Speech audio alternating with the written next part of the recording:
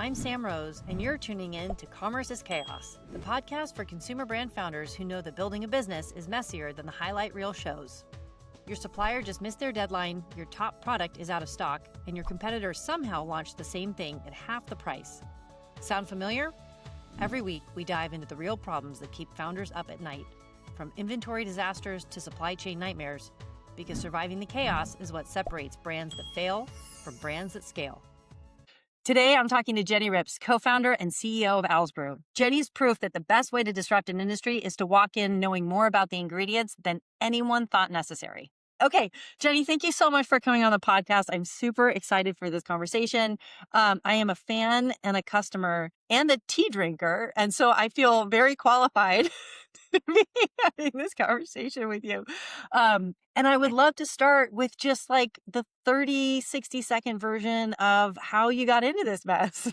Perfect. Well, thanks so much for having me on. I'm excited to be chatting with you and how I got into this mess.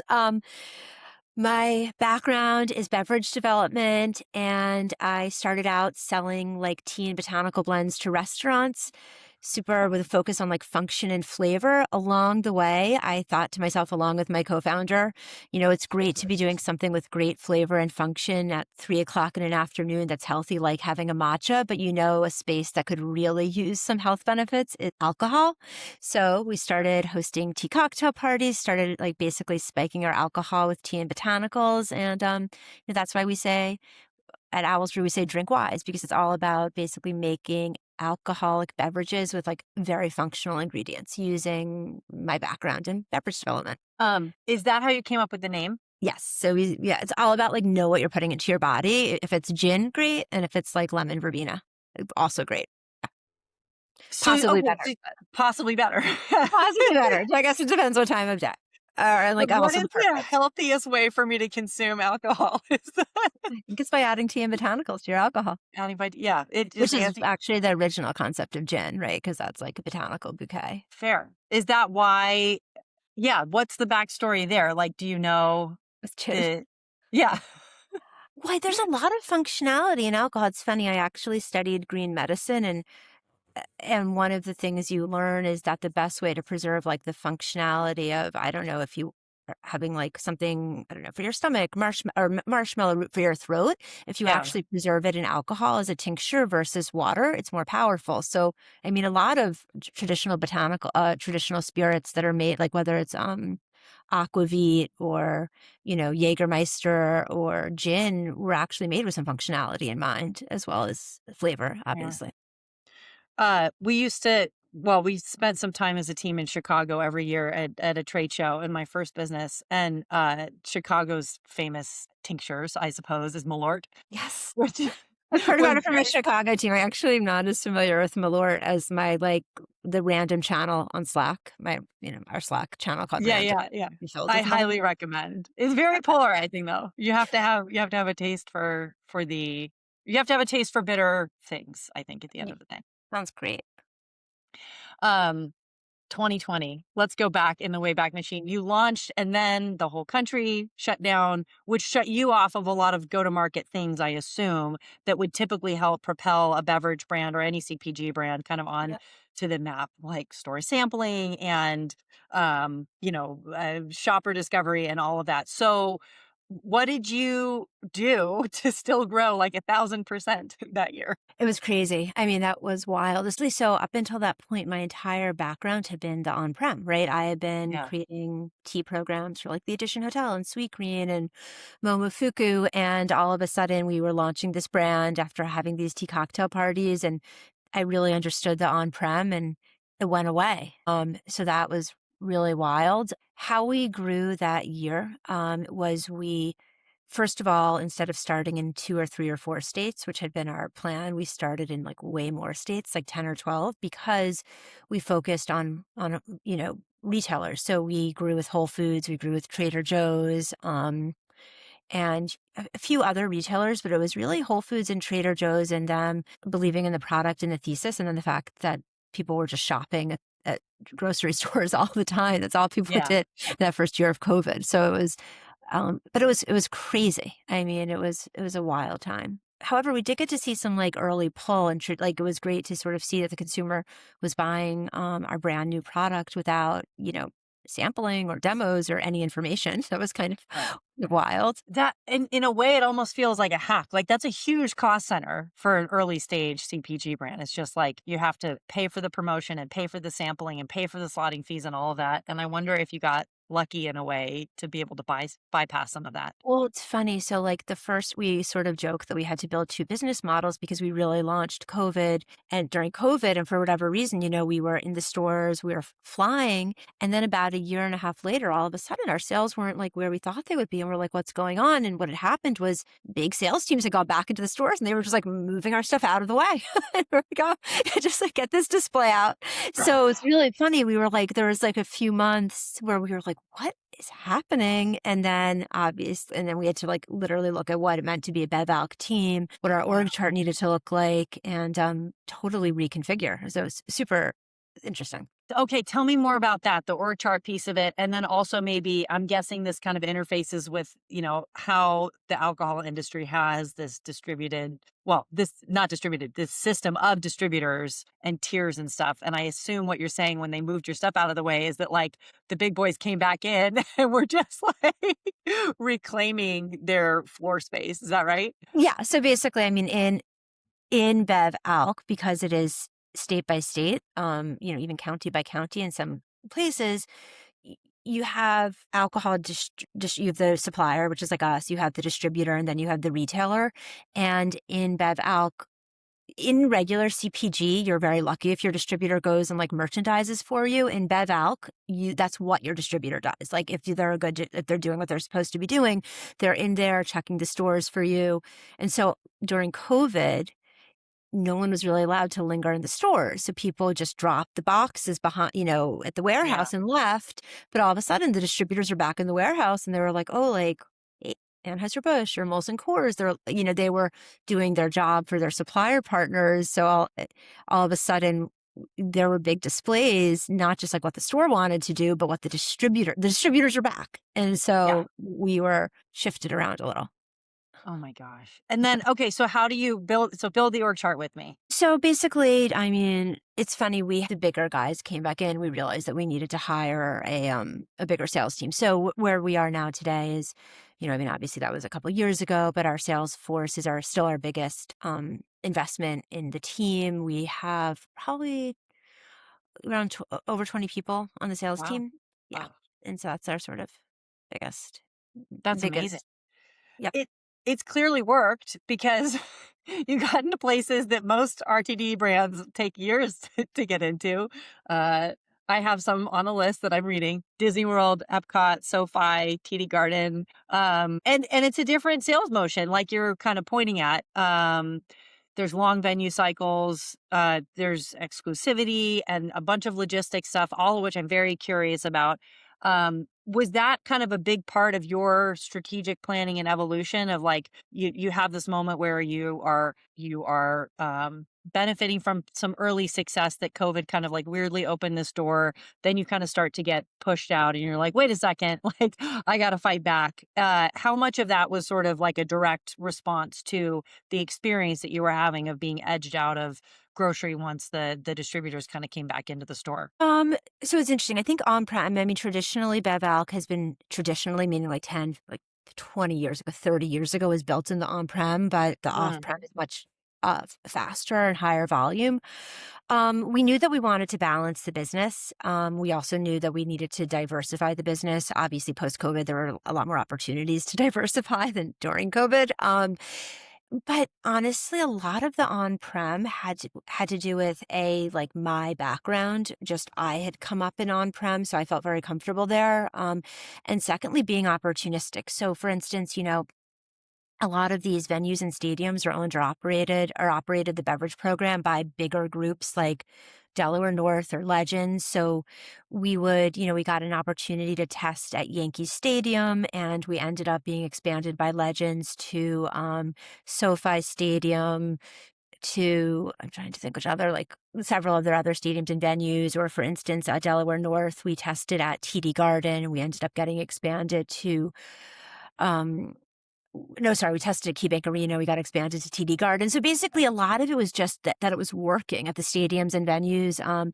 Disney took years of my life of bothering them Yeah. for them to let us in, but we've been expanded, now we're at Epcot, sold on Disney Cruise. So a lot of it, honestly, what I love about the on-prem is that the consumer chooses, right? Like in off-prem, you can have all the, like what you said, like you can have your displays moved, you can have sort of bad placement, you can have, you're not in the cold box, you're on a bottom shelf, you're on a top shelf. There's something like super pure about the on-prem where it's just like the consumer chooses. I mean, Right. they look, especially at a stadium or venue, they look and they pick and they choose what they want. And, when it's your brand, that's awesome. It's got to be so satisfying to kind of win on an even playing field like that, right? Like, Yes, I love it. I like even playing fields. Even playing fields are good for, smaller businesses. yeah, totally. Yeah. Yeah. Tell me a little bit about the product development life cycle for you and how, because you have, I think, so is it three? Do you distinguish for yourselves that it's kind of three different lines that you offer? And tell me kind of like how one led to the next or what customer signal you were seeing that kind of fueled the product development, spirit, no pun intended. Yeah, of course. So we sort of overall our universe is this idea, this drink wise, right? Like we want to use really good ingredients to make really great beverages, which sounds normal except in bev alc, which is an industry where, sometimes people don't think about the fact that like your bottle of vodka has no nutritional panel, neither does your glass of wine, neither does your a RTD. If you think of your favorite RTD, whether it's whatever that is in a can, they don't have nutritional panels. So basically, first and foremost, it's like our values, and then we take our values and we try to meet our consumer where he or she is in their lives. And so that's a Yeah. lot of what drives our innovation. Like, in our insight is, okay, what is our consumer doing? Where are they going? And what type of product are they looking for there? And can we like meet their needs without like overextending? So our three product lines, we have a line of spiked pop, which is hard soda done clean. And the idea behind that is, if you think about, like the way root beer was made traditionally, it was made with like dandelion root and burdock root. It was good for your stomach. And then somehow it became like caramel coloring and like aspartame. But the idea is like to take soda, make it with benefits, and then spike it, but have it like be like very fun and like delicious, but also beneficial. So that's our spike pop. We have a line of spirit-based RTDs. So we have Chelsea, partnership with Chelsea Handler, the comedian. We have a vodka lemonade with her, a few other spirit-based products that are more like ready-to-drink cocktails. And then we have a line of non-alcoholic mixers. So that's our third product line. And those are sold and poured at like Disney World, many, many, many places, Yankee Stadium, Epcot, and others. And did you do it in that order, or did you start with the mixers and then We build started from with the start Yeah, with the mixers? Yeah. we started with the mixers. Yep. And that, because that's sort of related to the original genesis of the idea, which is that you can kind of like take any alcohol that you have, like, I don't know, lying around, so to speak, and like make it Yeah. a little bit more functional and a little bit more delicious. Exactly. And you can sort of, make a non-alcoholic drink and an alcoholic drink, and you can control exactly what you're drinking and the benefits. So that's exactly right. That's a hard, like the functional non-alcoholic mixer is a hard category to play in. And I know in part because, so one of my businesses buys distressed consumer brands, and I've seen a few in this category really struggle. And my observation and sort of like going through diligence with them and looking, if basically it's my job to see if we can give a brand a second life when they're in a situation like that. And one of the challenges that seemed to infiltrate these couple of ones that I looked at, and I'm just kind of curious to hear your take on it, is almost just like communicating to the customer what the product is and like when they should be enjoying it. Like, can I have this by itself? Should I always be mixing it with something else? It's in a smaller format, in the smaller can. Is it Anyway, I would love to hear your take on just how customer communication has landed to almost like create the category or like split. It almost feel like you have to split a category, and it's not like 0 to 1ing, but it is definitely like a communication challenge. So it's our strategy with Mixer is like 95% on premise to answer. And by on premise, I mean, it's B2B. Like we are selling to bars and restaurants and hotels, like for us. So you're right. We are launching the mixer direct to consumer. So we will be telling that story, but, actually selling it at retail, which we messed around with a little bit, we ran into exactly the problem you're describing. I think it's a tough category. I think actually more today it's more relevant than it ever was. Like I think even 3 years ago, 4 years ago, 5 years ago, it was harder, but I think the consumer is so much more curious and educated now that they understand better than ever.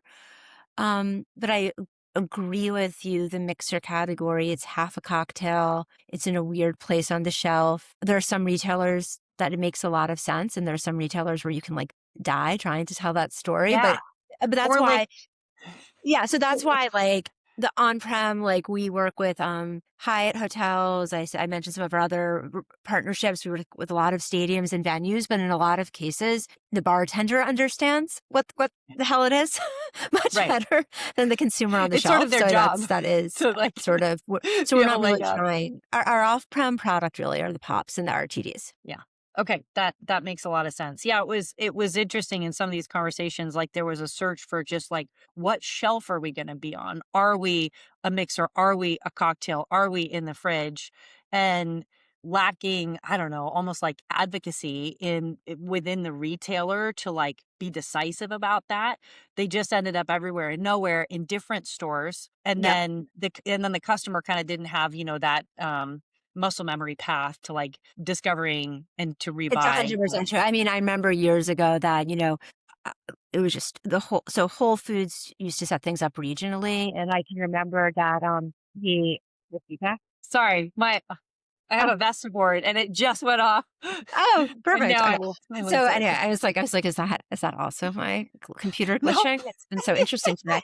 Um, it's one of so those days. I remember Whole Foods years ago, the Whole Foods mixer buyer in New York was the beer buyer, and the Whole Foods mixer buyer in Colorado was the dairy buyer. Yeah. And so, like, what does that mean? How can you possibly have a consistent mixer set? And then, of course, state to state, there are some states where, in grocery, you can put alcohol, right? In Florida and California, you can sell alcohol in grocery stores, and in New York City, you can't. So again, it's that muscle memory is a real issue in the off-prem Yeah.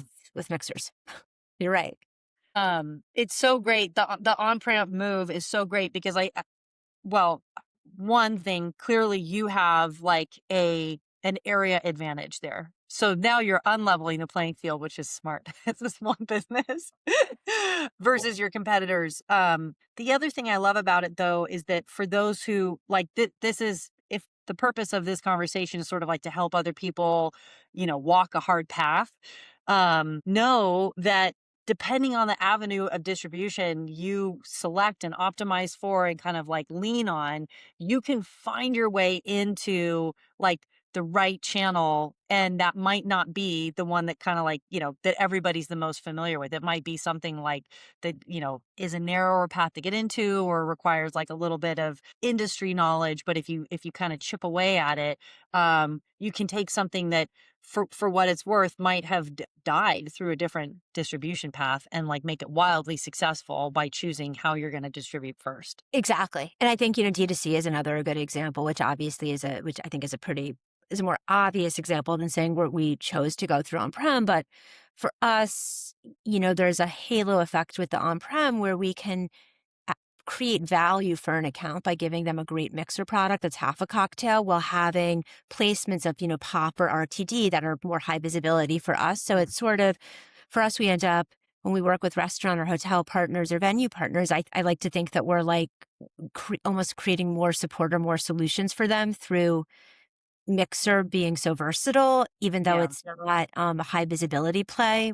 So yeah, D2C, I mean, there's so many channels, and I agree with you. You have to think really carefully about what channel you're going into. Like, Yeah. some channels can kill you.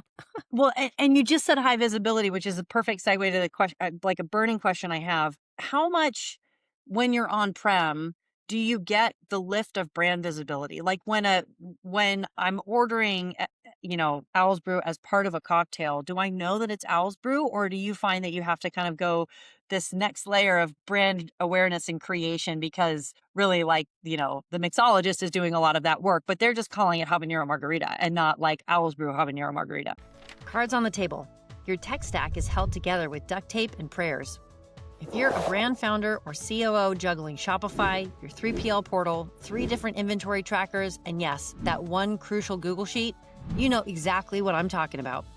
Orders get lost, inventory counts are fiction, and your seamless integrations break every other Tuesday. Endless Commerce changes the game. One platform for everything. DTC, wholesale, marketplaces, the works. AI-powered forecasting, real-time inventory visibility, and integrations that actually integrate. Teams like Great Jones, Food 52, and Pattern Brands already made the switch. Ready to ditch the chaos? Visit endlesscommerce.com, mention Commerce is Chaos when you reach out, and get 3 months free. Because your ops stack should be your competitive advantage, not your biggest headache. Right. So listing on menus, right, is the next headache of the on-prem. I mean, across the board. I mean, whether it's even with spiked pop, it's like spiked pop is meant to be a soda made with functional ingredients. We don't want to be called a tea soda because that sounds really weird, right? Like weird tea soda is strange. So or like not as commercial. So on-prem listings are always, you can never, if you want to sort of spend, 10 hours looking deeply into something, you can look at your menu listings and just really go down a wormhole, rabbit hole. So like I do. all right. So yeah. 100% So of the time. basically, truth is, it's our higher visibility product are the ready to drinks, whether it's the pop or the RTDs. Sometimes we're listed as mixer. We always want to be. We are not always. I've certainly walked into some really great properties, read their cocktail menu and been like, how are you making that? And had them, go into a back closet and pull out our mixer and like, definitely we're not on the menu.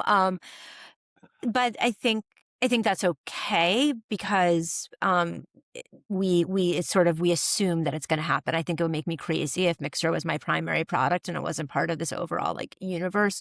We're offering a suite of solutions to the on-prem. Yeah. And it's almost like in that motion, you can be a little bit less maybe sensitive to the awareness of the end consumer because your customer is a B2B customer in that context. And like they're highly aware because they're like opening the cans all day long. Exactly. And they know, exactly. And they know it's a great product and that they love working with it. But we did recently, it's funny, our mixer had only been in the 750s behind the bar. And we recently launched mixers in cans and they're going into a bunch of properties. Like, I think, are you out in California? I am, yeah. You are. Okay. So we'll be at, Poppy soon and Keys, like nightclub in little cans. So I think there is the little cans give us additional visibility. They'll be sold in some Hyatt hotels. So that was one of the thoughts behind the little cans was, something a little bit less bartender centric. Got it. Very cool. Can you give us a sense of what's next for the business and it could be Sam, let me just do this thing first. It's right in front of me. But do you have flavors in development? Do you have formats in development that you want to share a little bit about? So, I mean, Spike Pop was a huge pivot for us. We just launched it like as hard as we've ever launched anything about 4 months ago. That being said, we do have one of our most popular flavors has been our cream soda, which right now is only sold in a variety pack. And we're doing an entire like cream soda thing for the holidays this year. So sort of think like affogato, think, après ski, cream soda, also like ice cream floats with like the cream soda. But so cream soda sort of in a single pack is going to be one of our like just like not really innovation, but just an updated format, thinking about seasonality. And then, yes, in 2027, we have a couple things coming down the pike that we're excited about. So cool flavors. Yeah. All right. We'll do a follow-up with the launch. Perfect. We'll do a launch pod. Let's go back to you shared a few moments ago your thought process around sort of putting functionality and better for you at the forefront of the messaging as opposed to like tea itself. And I want to double down on that because as we're having this conversation and I'm sort of like I'm meandering through the website and I'm looking at the way everything is positioned. You're right. You're not really saying this is tea plus alcohol. You're saying this is just a better functional format for you, and it happens to have tea as part of the ingredient list. Mhm. That seems very intentional. Yes. I mean, so when we think about functionality, you know, there's a whole universe of functional beverages. For us, we sort of start in your garden, right? Like it's like basil, strawberries, raspberry leaf. Like I think there's a whole universe of functionality that almost gets bypassed because there's so much like more like hardcore functionality now with like Yeah. nootropics and adaptogens and like, which is great.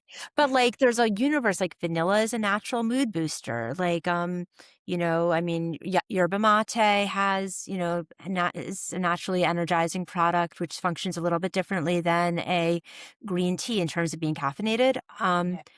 So yes, we build beverages. Sorry, there's some background noise. We Okay. build. It's my daughter.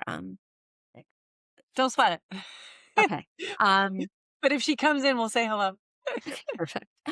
Um, so our whole idea is to basically instead of using flavorings or added flavors or anything like that, it's like, how do we make something taste like a cream soda? And what do we have? What do I have at my disposal as someone who, has developed beverages for years? I'm a tea sommelier. I have a certification in green medicine. And like all of that is only to say, like, how the hell do I make something taste like cream soda without adding vanilla flavoring? That is like always the question. And how do I make sure it's kind of good for you?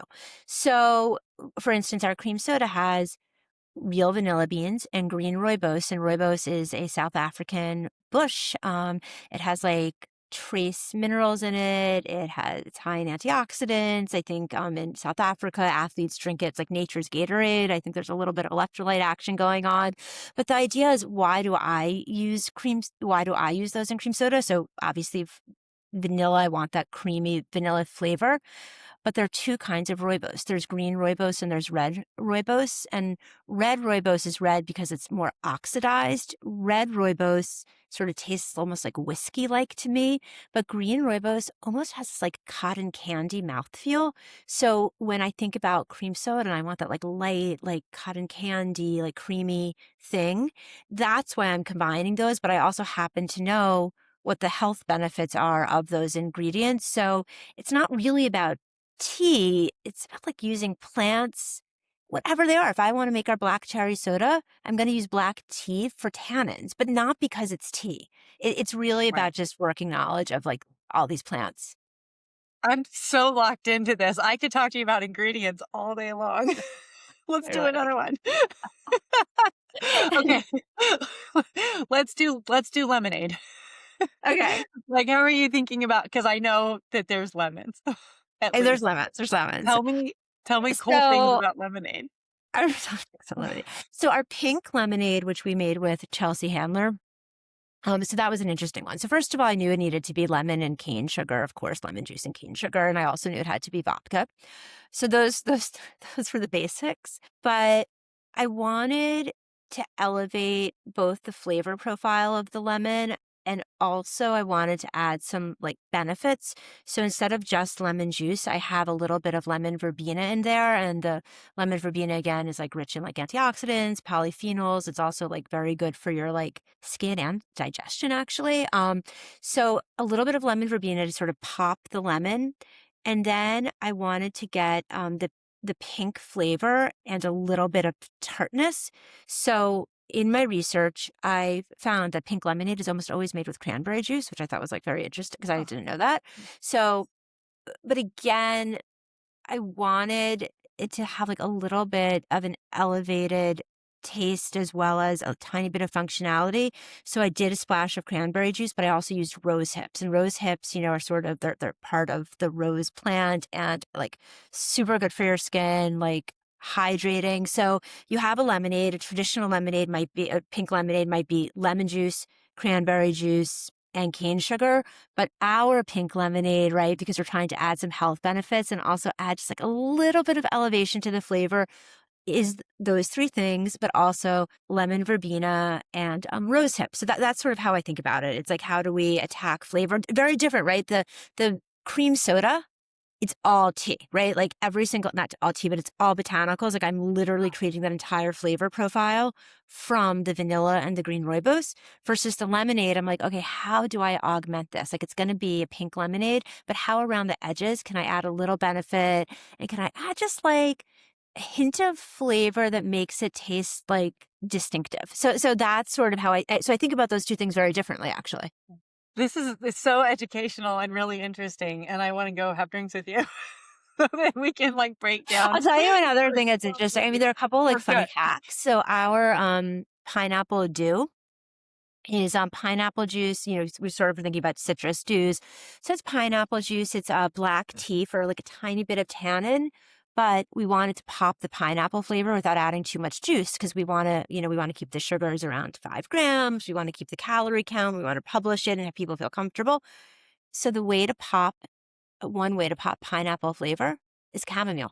Chamomile, when you mix it with pineapple, it doesn't taste like chamomile. It tastes like more pineapple.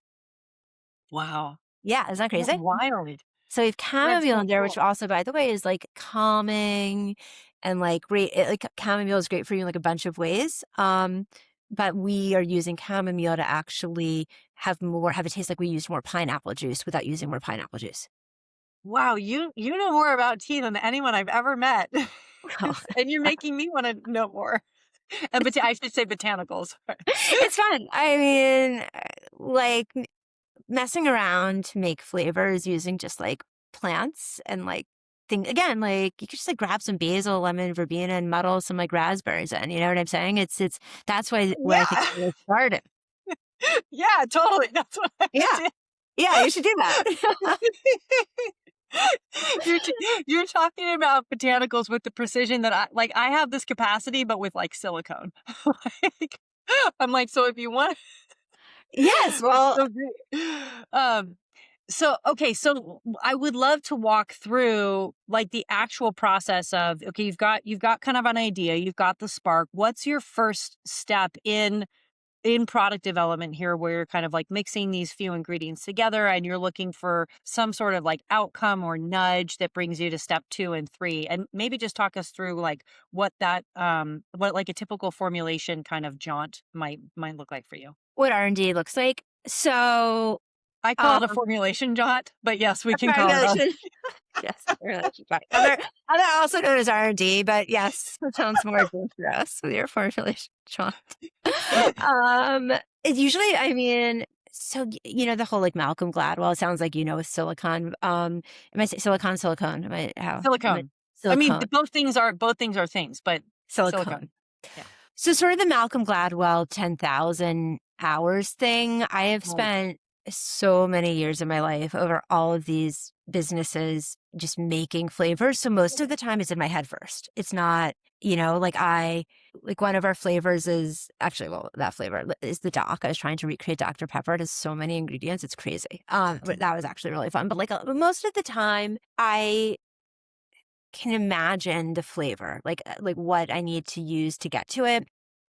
So I'll write down like 5 or 6 versions. So for instance, I've been working on this is new. This is going to be new. I've been working on a Negroni Zero and like a faux Negroni. But really do you know there are no Negroni Zeros on the market? Phony Negronis, faux Negronis that don't use red 40 from what I can I tell, did like not at know least that. 5. So it's pretty wild. So for me, with thinking about that, I'm like, okay, Campari and gin. And then so Campari, orange peel, lemon peel, maybe hibiscus flowers, and then gin, right? Well, juniper. Juniper is in every single gin in the world. It's in Jennifer, it's in juniper, it's in, like no matter where you are. So juniper. And then I actually did a deep dive like into traditional gin botanical bouquets. So that research told me like coriander, angelica, cloves, but then also like all kinds of weird ones like lavender, right? So basically I start out with this idea, like how am I going to make what tastes like a faux Campari and what tastes like a faux gin and have them marry each other? 5 or 6 different iterations, just balancing, maybe I want to like use a lemon balm to like tone it down. Maybe I want to add rose petals to have something with like some floral notes. And then 5 or 6, I brew it, I blend it, I brew it, taste it, sweeten it, spike it. Well, in this case, I don't spike it, but and that's so. So I just start like with an idea, and I drill into what the balance might be. It's all about like the proportions of the ingredients. I was like smashing juniper, like I like ordered like dried juniper berries. I was like smashing them. I have like a herb grinder. But I do have an R&D lab for my Johns, but I did the first R&D in my house, and I was just like with my like, juniper, like in it, grinding them. And is it this is a nuanced or not nuanced question, but this is a very specific question.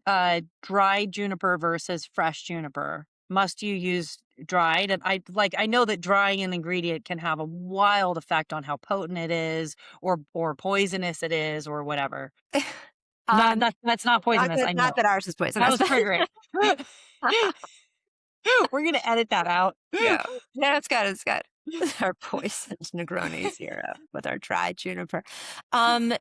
So in order for the sake of consistency, we do everything dried, and that's another reason why these proportions matter so much. So sometimes with something fresh, you can get a lot more flavor, but in order for us to have a consistent product, we almost always, unless we're using like a juice, like for the botanical or tea base, we're always using dried. For the juices, we're obviously using like juice, which is wet. Sure. In our Wicked Margarita, which is green tea, lemon, lime, and habanero, we're using a fresh chopped habanero. We're not using a dried habanero, but we're almost always using like a dried base. This is not a spring drink, but it's been my spring drink, and now it's summer. So I drink Pellegrino by the case, or really any club soda, any sparkling water. And sometimes I'll mix it up a little bit. So I'll put like Campari in it. I'll just have like plain Campari and soda. And recently I ran out of Campari one night. So I was like, oh, well, what other like Amari do I have? Or what else can I put in this? Otherwise I'm just going to like drink the soda water. And I put Ramazzotti in. Oh. And then just like an orange peel. And what's Ramazzotti? I don't think I know what Ramazzotti is. It's an Amaro. It's a very dark Amaro. It has a red label. And I was playing with the different Amaris. Maybe I know it then. I love Amaro. You've seen it, definitely. It's out there. And Nonino, which is another Amaro, it's so much more fragrant and floral and citrusy and light.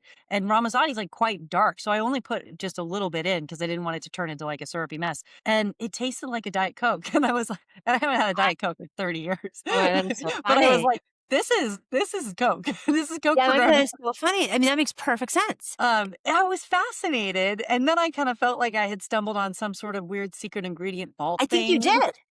Yeah. No, I think you did. So it's funny because when I was saying I recreated Dr. Pepper, I ended up using, God, I can't remember, dry cherry and orange peel, and I can't even remember, like licorice and green tea and barks and dandelion root and burdock root and all these crazy things in my dock, cinnamon. And I made it and I was like, this tastes a lot like Dr. Pepper. Like this tastes a lot like my, or at least like my memory of Dr. Pepper. And the other day someone was drinking it, and like someone who was like an experienced taster, and they said to me, well, this tastes like bitters. And I was like, wait, but it's the same thing as what you just said. Like, it was like the reverse of what you said. Like, my dock tastes like bitters, but your bitters with Pellegrino taste like Coke. I think a lot of traditional sodas are essentially made with bitters, like Coke, Dr. Pepper. I mean, that's really what it is. It's really what, and then, stands to reason, like a century and a half ago, Did you find the recipe for Coca-Cola? So yeah. So did you find the recipe for Coca-Cola?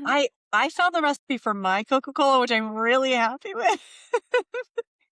That's so And it's funny. I'm gonna light and try it. delicious, and I would like to share it with everybody. Go buy a bottle of Ramazzotti, and in a minute, Jenny's gonna make her version of it, which I'm sure will be even better. No, I'm gonna get Ramazzotti and see if it tastes like Coke. It's really good. Yeah, tried it with a lemon peel, tried it with an orange peel. Was proud. Proud of myself. That sounds very cool. That makes so much sense. What's your personal favorite drink, either from your line or just in general, if you're like mixing something from scratch? I mean, honestly, I mix so much that when I'm just having a drink, I'm either having like a great glass of sort of like very like saline white wine or a martini. I mean, because all I do is make beverages using lots of ingredients. So You're like you get your fill during the day, and like drinking yeah, is work I for you. So yeah, so I go simple. at the end of the day, you're like, I'll have a glass of tap water Yeah, I have full tap with water. iced tea. I do have club soda, bitters, and lemon a lot, sort of similar to what Yeah, you do. yeah. Easy, fun drink. It feels social, but you can have 7 of them and still feel social, which is like, yeah, And they're great. It's great for you. and it's great for you. What is like your favorite single ingredient of all the ingredients, or do you have a favorite? Favorite single ingredient? Um, I mean, there's so many great ones. I do love this is sort of a cheat answer, but chai, like masala chai, well, chai, which is like ginger, clove, cinnamon, and cardamom. So that's why it's a cheat because it's like an ingredient, but it's also like 7. I love that. You know, you can add it to mulling spices. You can make it add it to red wine and have mulling spices. You can literally just like brew it like with a bourbon. I've used it. I just think that that's you can have a chai tea with it. You can add milk and have something delicious like a chai latte. So I really think that's like an incredible, I don't know, spice bouquet.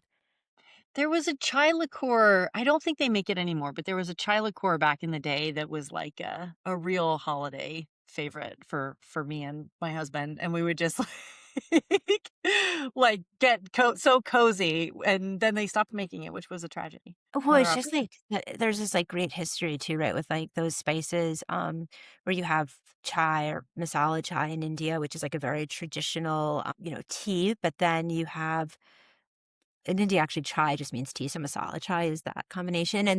But then you have like even going back to like the medieval times, you have people like drinking like spiced, like mulling spices, like spiced rum But a lot of it had to do with health benefits because all those spices are antibacterial or antiviral. So like actually, Right. it was very protective, which is like why people drink it around the holidays, which is kind of cool. Because you're in the winter, it's colder, everyone's passing germs around, Yeah, and so it then helps yeah. protect you. Speaking of it's like a mask, but like not a mask. It's like a But not a mask. A mask yeah. you can drink. What I find so fascinating about you and about this space is that it is clearly imbued with so much history and so much science.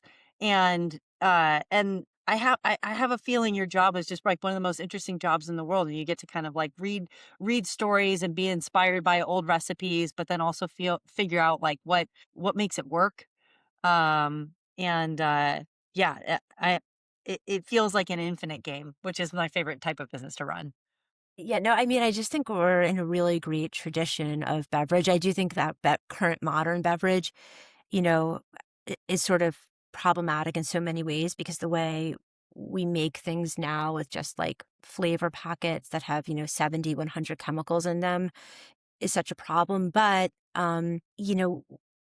traditional beers made, traditional wine, like any of this stuff is all made with like ingredients from the earth. And Yeah, so like our job is to do all that like tradition like all that work on sort of making sure it has benefit, making sure the ingredients are good, but then have it be like really like easy to drink and commercial and delicious, which is I mean, by the way, what I mean, it's just like it's so funny. Like that I think that's what beverage has always been like, right? You like take all this stuff to make flavor and to have it be good in some way, and then it has to be like great to drink. So people like great drink drink. more of it. So we're in yeah, that's the tradition we're in. But Yeah.